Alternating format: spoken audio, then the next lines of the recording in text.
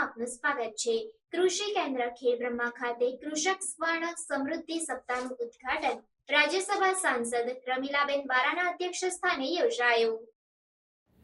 તારીખ 25 સપ્ટેમ્બરના રોજ કૃષિ કેન્દ્ર ખેડબ્રહ્મા ખાતે કૃષક સ્વર્ણ સમૃદ્ધિ સપ્તાહનું ઉદ્ઘાટન માનનીય રાજ્યસભા સાંસદ રમીલાબેન બારાના અધ્યક્ષસ્થાને યોજાયું, જેમાં ડોક્ટર એ.જી. પટેલ, વિસ્તરણ શિક્ષણ નિયામક રમણભાઈ પટેલ, ડોક્ટર જે મિસ્ત્રી, મુખ્ય વૈજ્ઞાનિક અને વડા સુરેશભાઈ પટેલ, પ્રમુખ ખેડબ્રહ્મા તાલુકા સંગઠન હિતેન્દ્રસિંહ ચૌહાણ, પૂર્વ ખેતીવાડી અને સિંચાઈ સમિતિના ચેરમેન, જિલ્લા મંત્રી ડોક્ટર પ્રિયંકા ખરાડી, હરિભાઈ પટેલ, સંઘના chairman Hirabhai Patel, market yard chairman Ambikaben Suthar અને ગીતાબેન પારગી, ખેડબ્રહ્મા શહેર અને તાલુકા મહિલા મોરચા પ્રમુખ રીનાબેન પટેલ, ખેડબ્રહ્મા તાલુકા મહિલા મોરચા મહામંત્રી લતાબેન ભાવસાર, ખેડબ્રહ્મા શહેર મહિલા મોરચા મંત્રી, પ્રિન્સિપાલ અને એમનો સ્ટાફ, અધિકારી અને પદાધિકારી તથા સૌ